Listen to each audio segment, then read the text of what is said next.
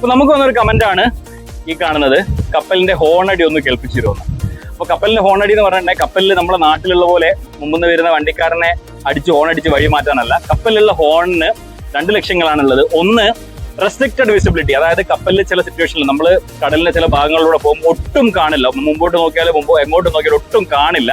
ആ ഒരു സിറ്റുവേഷനിൽ ഒരു കപ്പൽ പോയിക്കൊണ്ടിരിക്കുന്ന അറിയിക്കാൻ വേണ്ടിയിട്ട് സിഗ്നൽ ആയിട്ട് അതിനെ യൂസ് ചെയ്യാറുണ്ട്.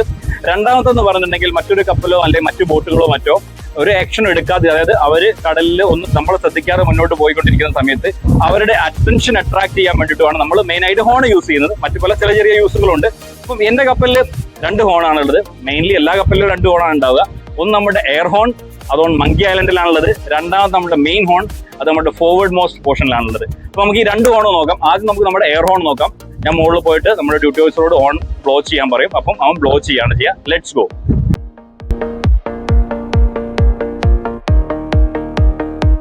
അപ്പൊ ഞാൻ മങ്കി ഐലൻഡിലാണുള്ളത്. നമുക്ക് സെക്കൻഡ് ഓഫീസറോട് ഒന്ന് എയർ ഹോൺ ബ്ലോ ചെയ്യാൻ പറയാം. Second officer, please blow the main horn.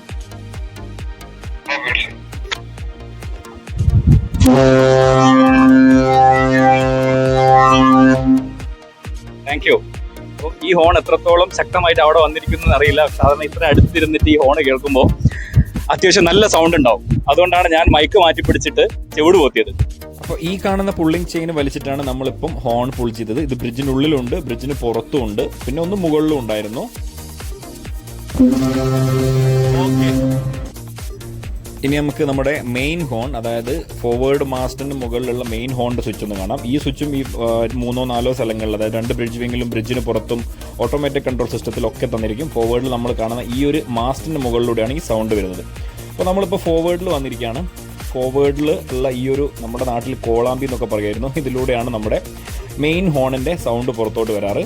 അപ്പോൾ നമുക്ക് ഫോർവേഡിൽ നിന്നുകൊണ്ട് ഇവിടെ നിന്നുകൊണ്ട് നമ്മുടെ കേഡറ്റിനോട് പറയാം, ഓഫീസറോട് ഹോൺ ബ്ലോ ചെയ്യാൻ പറയാൻ വേണ്ടി.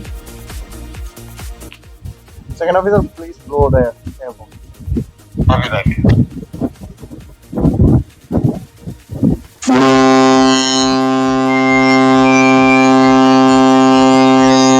ഈ കേട്ടിരിക്കുന്ന ഫോർവേഡ് മാസ്റ്റിന്റെ മുകളിൽ നിന്നുള്ള ഹോണും അത്യാവശ്യം നല്ല ലൗഡാണ്. ഒരു ഇയർ പ്ലഗുകളും വെച്ചിട്ടാണ് നമ്മൾ കേഡറ്റ് അവിടെ നിന്നിരുന്നത്. പിന്നെ ഈ ഇതുപോലെയാണ് കപ്പലിലുള്ള ഹോൺ അത്യാവശ്യം നല്ല ലൗഡായിട്ടാണ്. കാരണം നാട്ടിലുള്ള പോലെ തൊട്ടടുത്തുകൂടെ നമ്മൾ വണ്ടികളൊന്നും ഇവിടെ യാത്ര ചെയ്യാത്തത് കൊണ്ട് തന്നെ ദൂരത്തോട്ട് മാക്സിമം ദൂരം കവർ ചെയ്യാൻ വേണ്ടിയിട്ടുള്ള പോസിബിലിറ്റിയിലാണ് ഈ 2 ഹോണും മാക്സിമം ഹൈറ്റിൽ ഫിക്സ് ചെയ്ത് വെച്ചിരിക്കുന്നത്. അപ്പം ഇതാണ് ഒരു കപ്പലിൻ്റെ ഹോൺ എന്ന് പറയുന്ന സിസ്റ്റം.